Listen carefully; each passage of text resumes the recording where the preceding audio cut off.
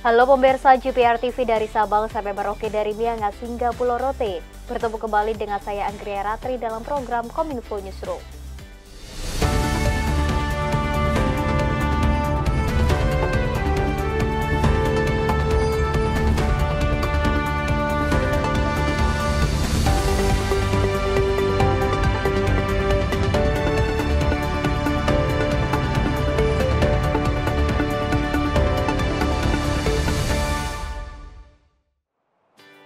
Kita ke informasi yang pertama pemirsa. Menteri Komunikasi dan Informatika Budi Aris Setiadi melaporkan per 1 September 2024 Kominfo telah memutus akses terhadap 3,3 juta konten judi online. Budi menegaskan Kementerian Komunikasi dan Informatika akan terus berupaya dalam menciptakan ruang digital yang bersih dari konten negatif, khususnya judi online di seluruh platform digital di Indonesia.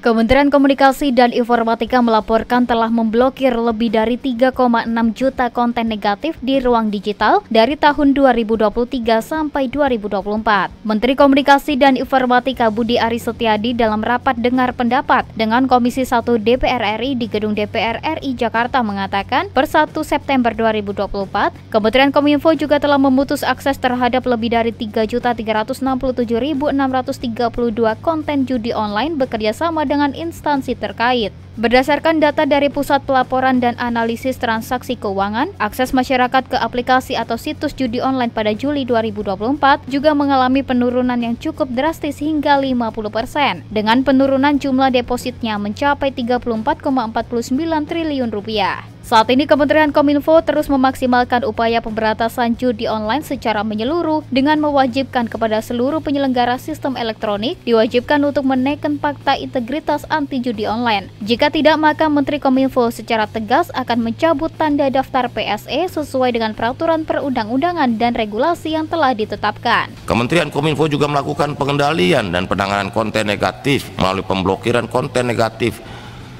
khususnya perjudian sebanyak 3,6.950.469 konten negatif pada kurun waktu tahun 2023 hingga 2024.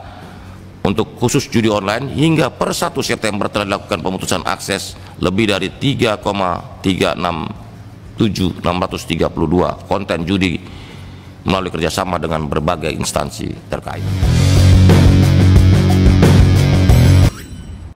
Kementerian Komunikasi dan Informatika terus mempercepat realisasi program transformasi digital hingga akhir 2024. Menteri Komunikasi dan Informatika Budi Aris Setiadi melaporkan capaian penting itu terdiri dari pendistribusian set-top box yang mencapai 1,35 juta hingga pengembangan program digital teleskolarship yang telah melampaui target RPJMN dengan total target peserta sebanyak 250.000. Dalam rapat dengar pendapat dengan Komisi 1 DPR RI, Menteri Komunikasi dan Informatika Budi Aris Setiadi melaporkan capaian-capaian penting Kementerian Komunikasi dan Informatika selama 2023 hingga 2024 dalam upaya untuk mempercepat transformasi digital di Indonesia. Capaian tersebut diantaranya dalam pelaksanaan kebijakan analog switch off, Kementerian Kominfo telah melakukan pendistribusian terhadap 1,35 juta set-top box kepada rumah tangga miskin. Pembangunan infrastruktur BTS telah menyasar di 6.758 lokasi dan sarana pendukung pemanfaatan jaringan palaparing juga telah dibangun di 57 kota kabupaten. Pembangunan sarana pusat data nasional di Cikarang dan Batam dengan PDN di Cikarang direncanakan akan diresmikan dalam tahun 2024. Sedangkan PDN Batam, pembangunannya masih dalam tahap penyelesaian seleksi konsultan layanan.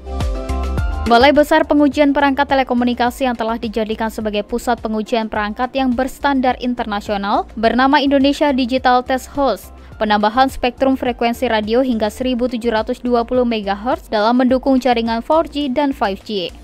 Proyek satelit Satria 1 yang telah diluncurkan pada Juni 2023, penyelesaian pembahasan revisi Undang-Undang Nomor 1 Tahun 2024 tentang Informasi dan Transaksi Elektronik yang telah disahkan dan diberlakukan. Selain itu, untuk meningkatkan literasi digital, Kementerian Kominfo juga telah menjalankan program yang telah menjangkau lebih dari 29,1 juta masyarakat hingga pengembangan program digital talent scholarship yang telah memberikan pelatihan keterampilan digital kepada lebih dari 630.037 orang di seluruh Indonesia melalui 8 akademi pelatihan. Capaian program ini telah berhasil melampaui target RPJMN 2020-2024, di mana total target pada periode RPJMN 2020-2024 adalah sebanyak 250.000 peserta.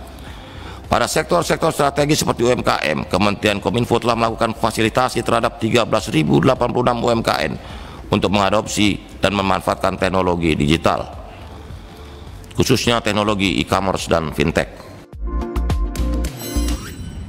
Kita beralih ke informasi lainnya, pemirsa. Menteri Koordinator Bidang Pembangunan Manusia dan Kebudayaan Muhadjir Effendi melakukan pengecekan gladi pembukaan Pekan Olahraga Nasional 21 Aceh Sumut 2024 di Stadion Harapan Bangsa Longraya, Banda Aceh.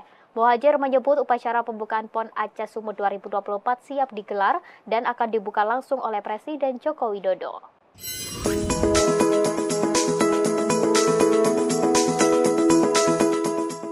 Menko PMK Muhadjir Effendi mengecek persiapan pembukaan Pekan Olahraga Nasional 21 Aceh Sumut 2024 di Stadion Harapan Bangsa Longraya, Banda Aceh. Muhadjir menyebut upacara pembukaan Pekan Olahraga Nasional Aceh Sumut 2024 siap digelar dan akan dibuka langsung oleh Presiden Joko Widodo. Pesta pembukaan PON 21 akan berlangsung pada 9 September 2024 dengan mengusung tema yang menonjolkan kepahlawanan perempuan Aceh, yakni Malahayati dan Cut Nyadin. Dalam kesempatan itu, Muhadjir juga memeriksa berbagai aspek persiapan di sekitar stadion. Ia menyatakan bahwa progres pembangunan infrastruktur untuk kesuksesan penyelenggaraan PON di Aceh berjalan lancar, cepat, dan selesai sesuai jadwal. Opening ceremony tadi saya sudah menyaksikan langsung. Saya kira tidak ada yang perlu diberi catatan khusus. Temanya sudah bagus karena akan menonjolkan pahlawan Aceh yang sangat legendaris, yaitu Malahayati.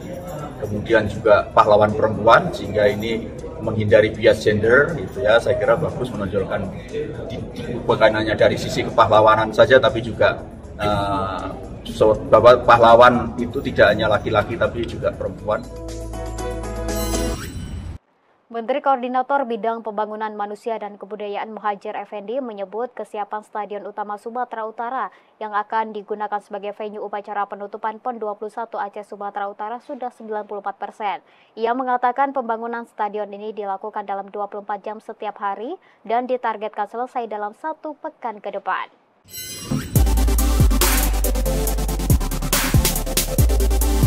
Menteri Koordinator Bidang Pembangunan Manusia dan Kebudayaan Muhadjir Effendi meninjau pembangunan Stadion Utama Sumatera Utara yang berada di Desa Sena, Kabupaten Deli Serdang pada Kamis 5 September 2024. Stadion ini nantinya akan menjadi tempat penutupan Pekan Olahraga Nasional 21 Aceh Sumut 2024. Dalam kunjungannya, Muhadjir mengatakan pembangunan dan kesiapan Stadion Utama Sumut ini sudah mencapai 94%. Muhadjir menyebut pembangunan stadion tersebut dilakukan dalam 24 jam setiap hari, dibantu oleh 300 personel TNI AD.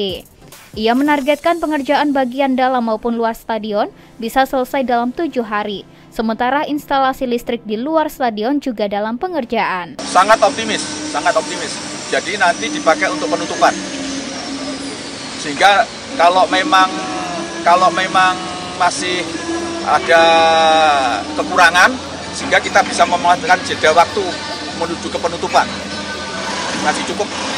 Upacara penutupan PON 21 akan berlangsung di Stadion Utama Sumatera Utara pada Jumat 20 September 2024 dan rencananya akan ditutup secara resmi oleh Wakil Presiden Ma'ruf Amin.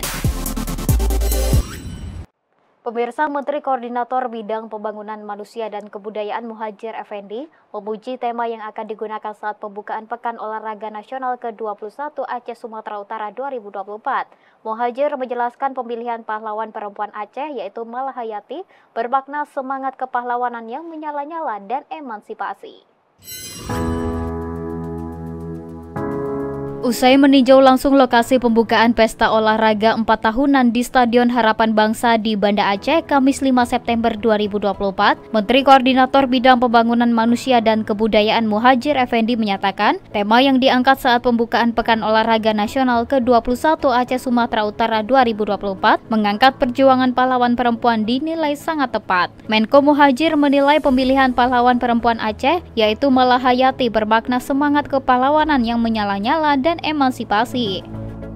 bahwa pahlawan itu tidak hanya laki-laki tapi juga perempuan. Apalagi di Aceh ini ada 2 pahlawan terkenal ya, ada Ajup Nyadin, ada Malayati. Kemudian tetap akan menjunjung tinggi